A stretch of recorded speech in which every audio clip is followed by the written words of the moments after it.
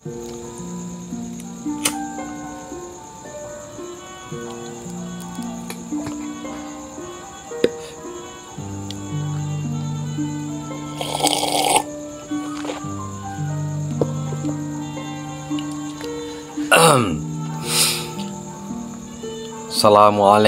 warahmatullahi wabarakatuh. Kembali dengan saya Bang Jako di channel Jalan Kodim. Ketika kita membaca kitab-kitab suci ya, kitab suci agama apapun ya, kitab Injil, kitab Taurat, kitab Sabur, atau kitab Al-Quran,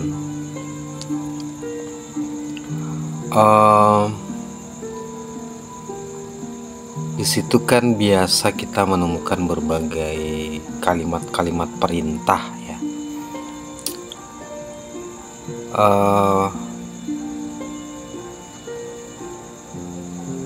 Sementara yang namanya perintah itu sebenarnya bersifat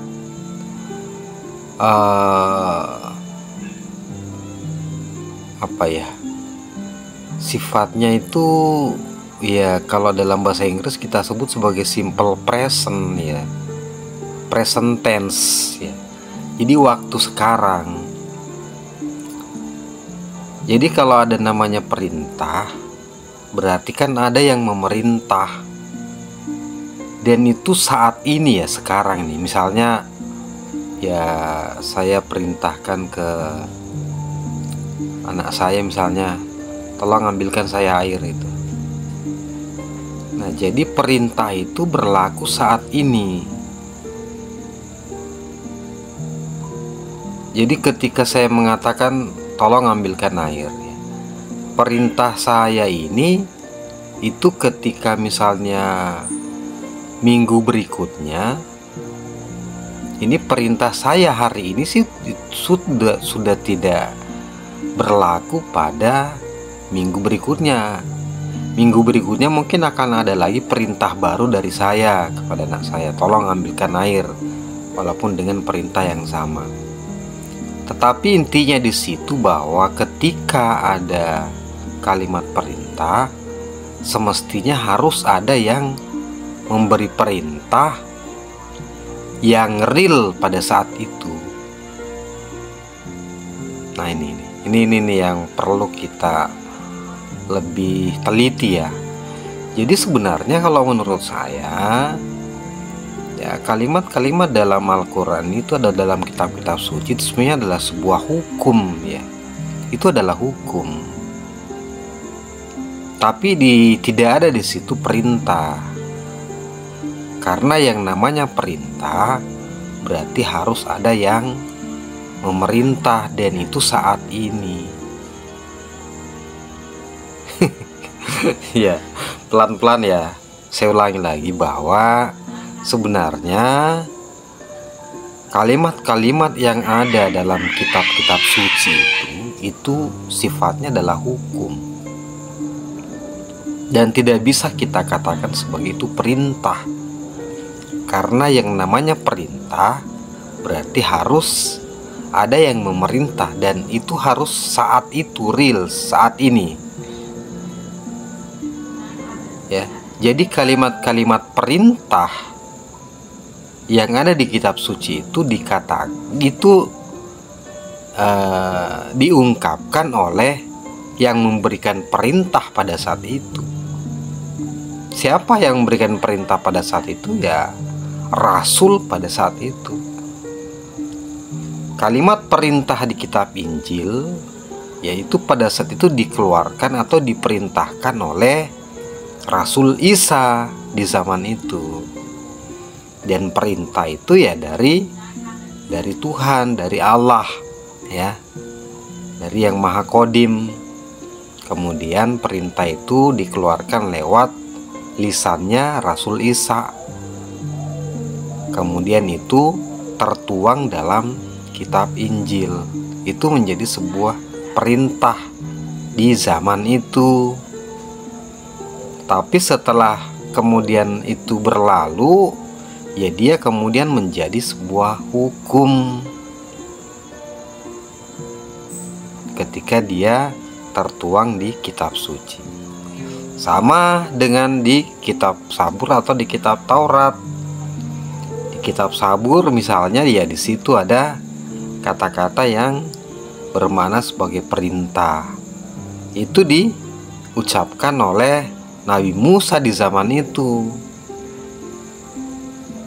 Berarti ada yang memberi perintah. Yang memberi perintah adalah Rasul Musa yang menyampaikan kalam dari Tuhan. Jadi kalau kita mau lihat hierarkinya, berarti kitab itu lebih tinggi dari Rasul statusnya. Karena ya kitab itu kan adalah wahyu dari Yang Maha Qadim. Itulah yang kemudian keluar dalam bentuk perintah, mewujud dalam bentuk perintah yang kemudian tertuang di mushafnya, kitabnya. Tapi ya ketika dia dimushafkan, ya dia kemudian menjadi baharu lagi. Nah, pada wilayah-wilayah baharu itulah ya, pada wilayah mushaf itu kemudian bisa memunculkan berbagai macam penafsiran karena dia dalam bentuk mushaf. Berarti dia sudah berada di wilayah baharu.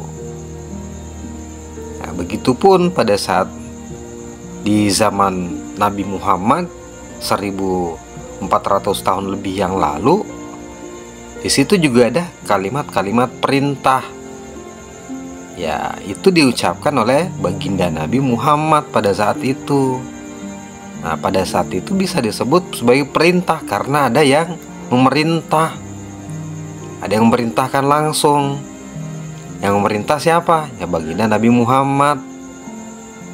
Ketika dia menerima wahyu dari Yang Maha Qadim, keluarlah perintah itu, kemudian dituangkan dalam mushaf. Jadi ketika waktu berlalu, ya kalimat-kalimat perintah di mushaf itu pun menjadi sebuah hukum. Nah, di zaman ini ketika kemudian kita membaca Quran itu, dia adalah sebuah sebuah hukum itu. Nah, tapi kita nggak bisa katakan itu sebagai perintah, karena kalau kita katakan perintah, ya perintah itu sifatnya adalah simple present tense, berlaku saat ini. Dan ada yang memerintahkannya. Dia yang memerintah itu harus hidup. Kalau sudah mati ya nggak bisa memberi perintah lagi.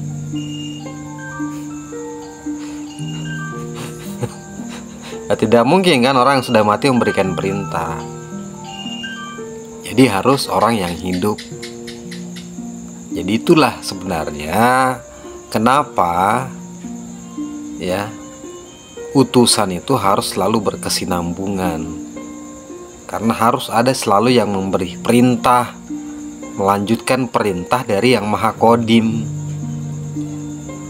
Kalau dari sisi hukumnya ya oke, ya kitab itu adalah sebuah hukum,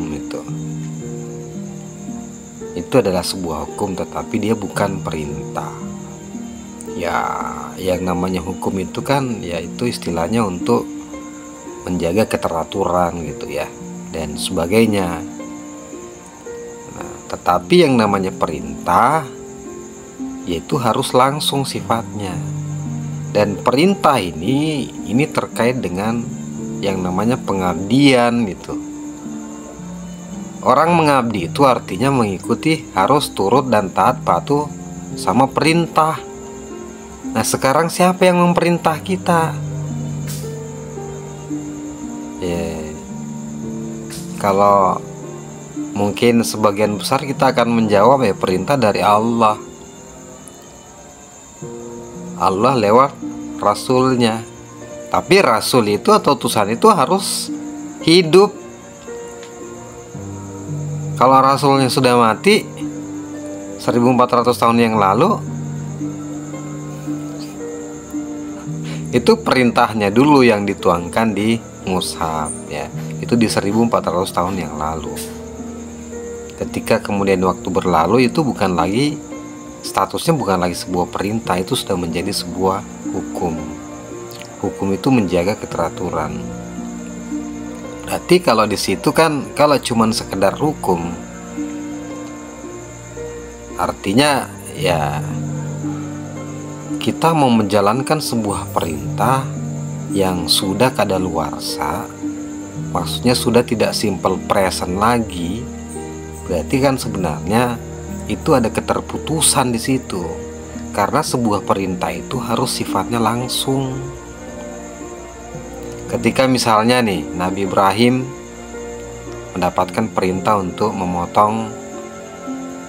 menyembelih anaknya, itu simple present, itu present tense pada saat itu kan, di zamannya dia itu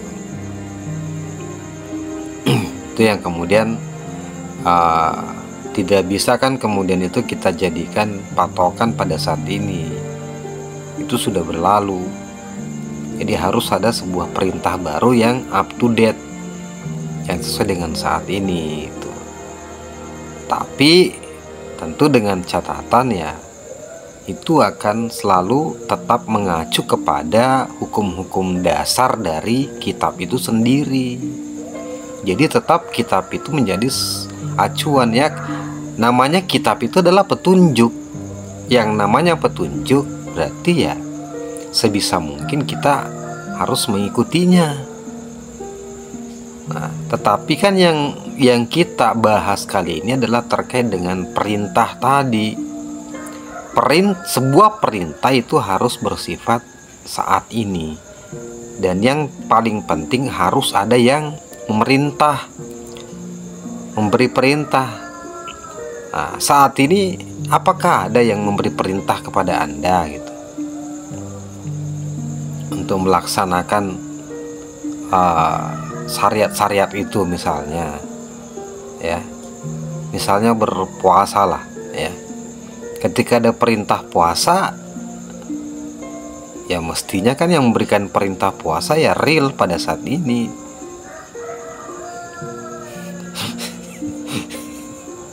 Ya enggak, ini serius ya, ini serius. Coba di anu lagi ya.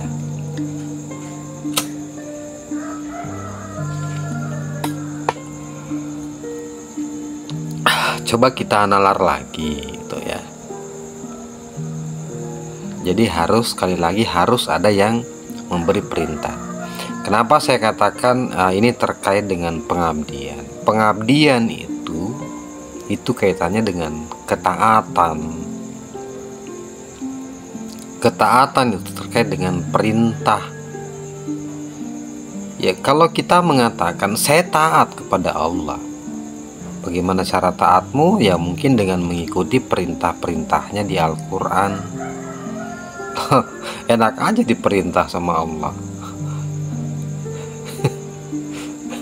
Allah itu laisa kamitslihi syai'un, dia di Maha Qadim ya, undeskripsi, undefinitive, unlimited. Bagaimana caranya kamu mengatakan kamu diperintah sama dia? Kemudian katanya lewat rasulnya. Rasul yang mana? 1400 tahun yang lalu.